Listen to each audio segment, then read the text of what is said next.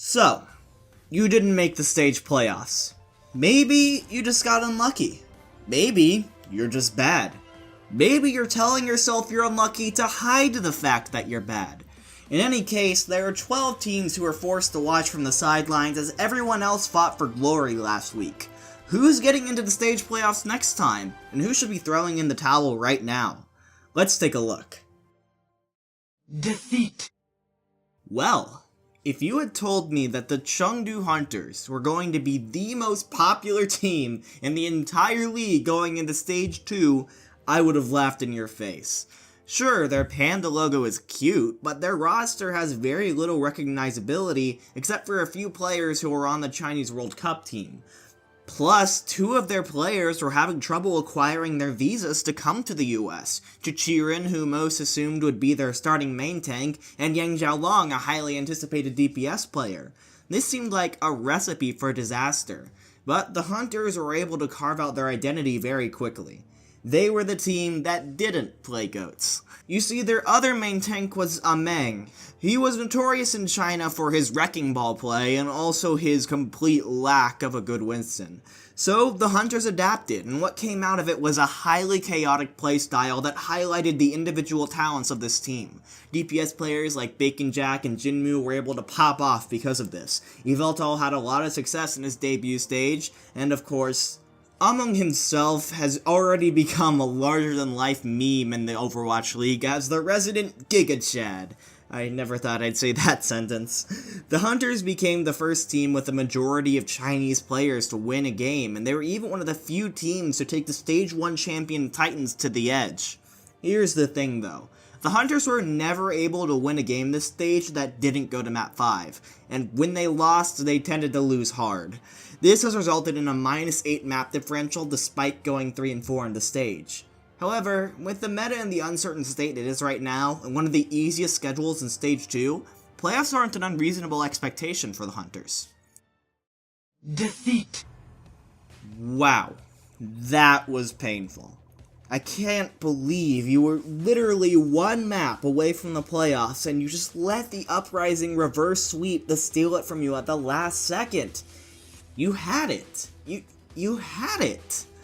However, there is a lot of good stuff to take away from this stage. First of all, the rise of AKM as this team's Zarya ace has been fantastic to watch. Sorry effect, but this team just looks so much better every time he's on the stage in this meta, and him getting his confidence back has obviously helped this team. Watching rookies like RCK and Zachary settle into their comfort zones and grow on the stage has also been a ton of fun to watch. Also, something to talk about is how sneakily good the support line of the Fuel is. I feel like not many people are talking about Unko or Closer right now, but they both bring so much experience and knowledge to this team that it makes me feel like they're the backbone of this roster. On the other hand, I feel like at times the Fuel struggled with that quick decision making that is required of top GOATS teams in the Overwatch League, but it did get tighter as the stage went along. This is another team to watch if DPS becomes prevalent in the meta. I know I want as much as anyone for Effect to be unleashed. Defeat. They lost to the Justice. Defeat. Okay, fine, I'll say more. But the sad truth of this is that the Mayhem have essentially gone through an entire rebuild, almost all new players, new coaches, great new graphics, etc. And they still suck.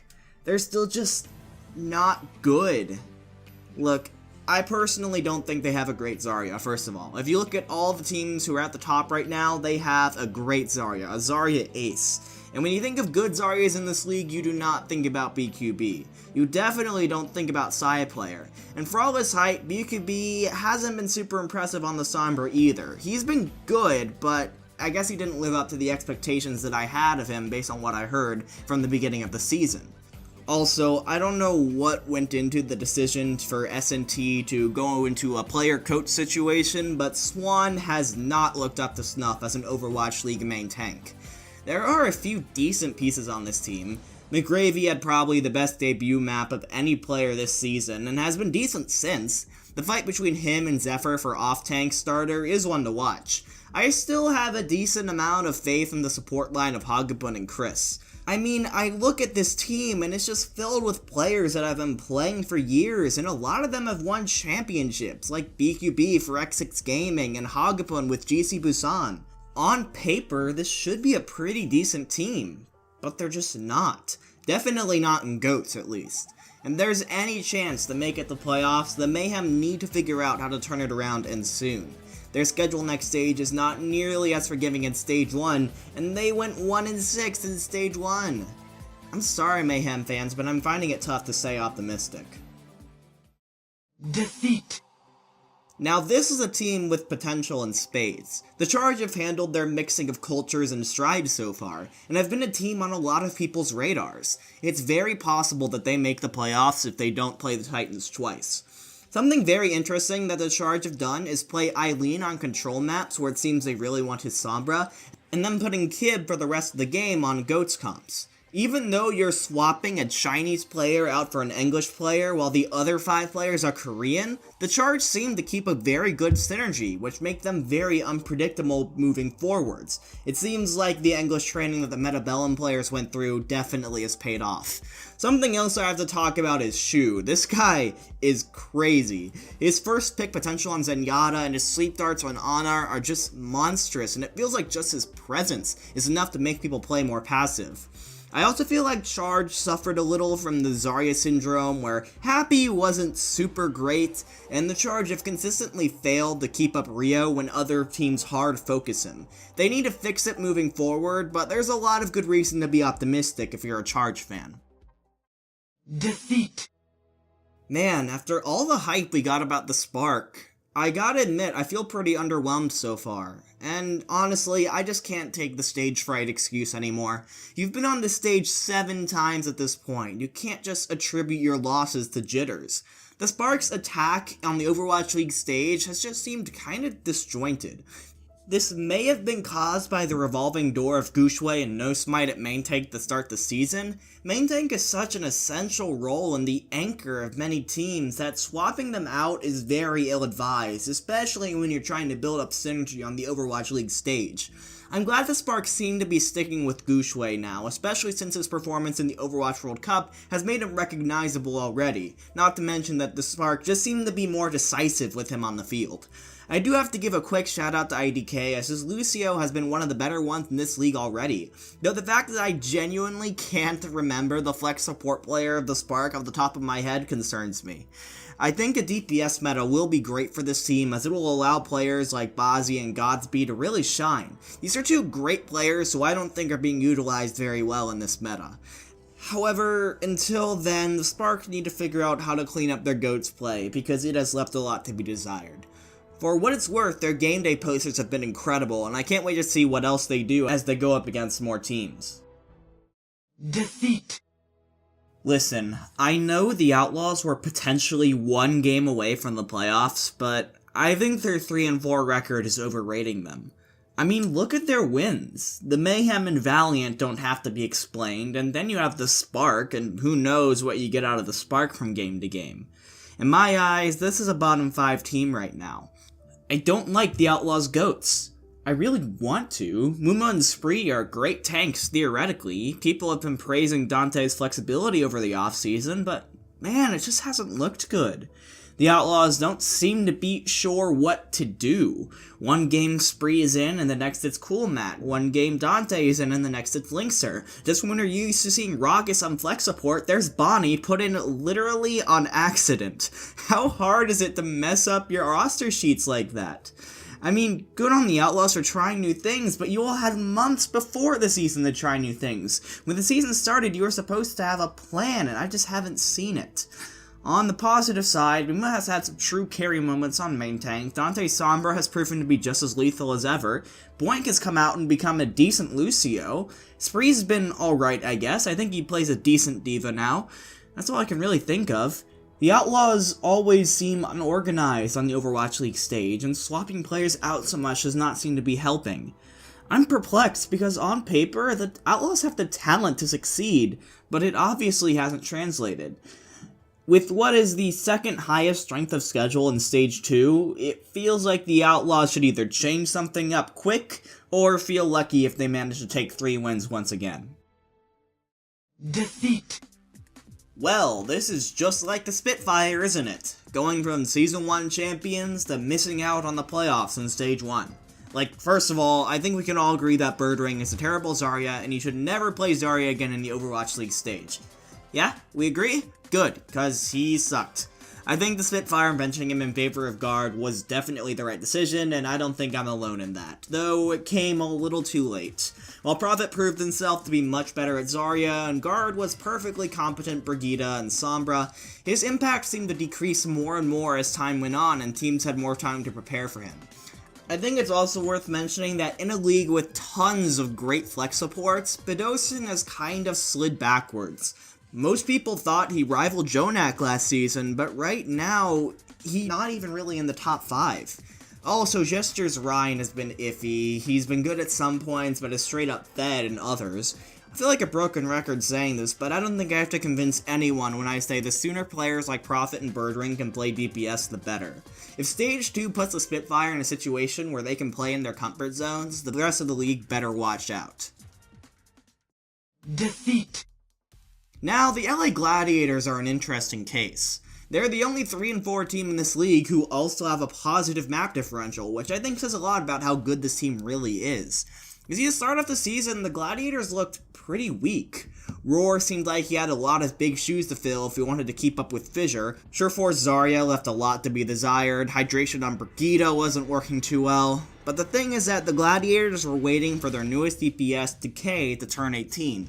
Now, Decay is already famous for allegedly having a bidding war over his contract for this season between multiple teams, which may have gotten to be over 300k. Based on the limited information that we know about player salaries in Overwatch League, that is insane. And so far at least, it seems the Gladiators are starting to get their money's worth. With Decay and on Zarya, his synergy with Roar from their days on Chengdu Panthera have really lifted this team to new heights. As all of a sudden, Roar is going up against some of the best main tanks in the league and winning. Decay's Zarya has been great, and the one time he pulled out a Genji on Anubis, it was very successful. Not to mention that Shaz and Big Goose are as good of a support line as always. Look, they finished off last stage with wins against teams like the Reign and the Charge, and they have a pretty dang easy schedule for Stage 2. Despite their 1-4 start, I think not making the playoffs in Stage 2 would be a disappointment for the Gladiators. Defeat. Oh, Valiant. What can I say that hasn't already been said? I mean, doesn't 0-7 say enough? Like, I could talk about how the Valiant had one of the more difficult schedules in Stage 1 and managed to never get swept. I could talk about the obvious individual talent in Space and Isiaki, but in the end, 0-7 is 0-7. This is unacceptable, especially for a team with high expectations who won Stage 4 last season and was at the top of the Pacific Division. And again, there's so many things I could say to try and diagnose the Valiant. I could talk about Agility as getting punished for his aggressive Brigitte play. I could talk about Kareev making the transition on the Zarya and looking uncomfortable at times. I could talk about the team's decision to start Kuki, a main tank, over Kusta at main support, and how the reasoning behind it seemed to be that Kusta is too smart for the rest of his team. I could even talk about how the Valiant let go of head coach Moon after he successfully turned the team around last season, and how that may point to some internal issues. But let's just slow down for a moment and breathe, because that's what I think the Valiant need more than anything else. Just take this week, calm down, and reset going into Stage 2. The Valiant are better than 0-7, we all know this. Are they a playoff team? Maybe not, but they're definitely not the worst team in the league. I feel like the Valiant lost 3 or 4 games in a row and started to panic. They just fall apart in series deciding maps. It's happened so many times that I feel like something has to be going on in the comms during those situations. Look, 0-7 is 0-7, but the Valiant aren't out of it yet. They're better than this, and if they can come into Stage 2 with a refreshed mindset, they just might surprise you. Defeat. Okay, we can stop saying Eternal is the best GOATS team now, right? Yes, this is the European team, but man, did they fall apart near the end of the stage. Let's look at their wins so far. A Spitfire team who were still playing Birdring, a Gladiators team still waiting on Decay, and the Justice. Enough said. Whenever the Eternal have gone up against a team that isn't awful, they've lost. Like I've said in the past, neither Soon nor Shadowburn has looked very good at Zarya so far. Ben Best is also a bit of a weak spot, as his Reinhardt has gotten overwhelmed by the enemy more often than not. I think a support line of Cruz and Hype has been pretty good, but man, I look at the top teams in Contenders Europe, and then I look at the Eternal, and it just makes me wonder if this was the best team to represent EU in a meta that was made for them. Like, genuinely, EU fans out there, do you really think teams like Angry Titans or Giganti would beat the Eternal on the patch that Stage 1 was on? I'm not sure. Defeat. They did it! The Shanghai Dragons finally achieved their first franchise win! This is such a huge moment for the history- Wait, where are you going? That's how I felt watching the Dragons this stage, and honestly, it was one of my fears about them going into the season.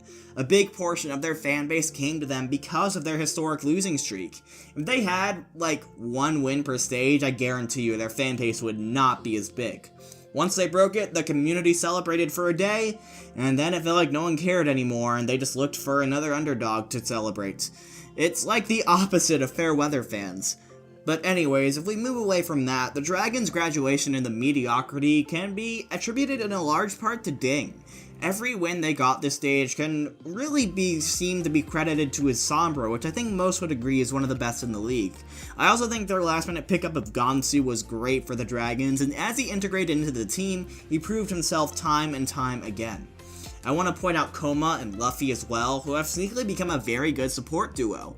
Diem, unfortunately, has just been an okay Zarya, but it's something that he can definitely build upon, especially with a fairly easy schedule next stage. The Dragons? In our Overwatch League Stage 2 playoffs?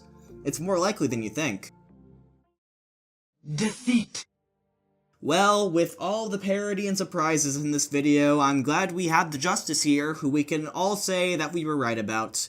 While the Justice have looked somewhat competitive in most of their games and have a decent understanding of the basics of GOATs, their inability to use ults correctly and their struggles to properly disengage when others aggress on them has really hurt. I really struggle to pick out a standout player from this roster. I really want to see players like Corey and Otto outside of a GOATs meta, but that's the same for a lot of teams, and I still doubt their strength against the other DPS cores. Not to mention the fact that Stratus is put into play Ana seemingly at random. The tank line of Jonas and Sansam has been pretty underwhelming, and so has Kha'Zix and Guido. No one here has been very good. Now, the Justice did make a splash last week when they announced that they had acquired Arc from the NYXL, but honestly, is Arc going to make that much of a difference? I mean, I love Arc, and I'm glad he's in a position to play again, but the Justice's issues seem so widespread that it's hard for me to believe that a single player would turn it around. Then again, we did say that about Fissure for the Gladiators, so I guess we never know. Thank you all so much for watching this video, I hope you enjoyed it. Which team in this video do you think has the best chance to make it to the playoffs in Stage 2? Let me know in the comments. As always, if you like this video and want to see more, leave a like and subscribe. I make videos once a week about the Overwatch League, and I would be ecstatic if you took a little bit of time to watch them. Until next time though, that's all from me. Don't get tilted.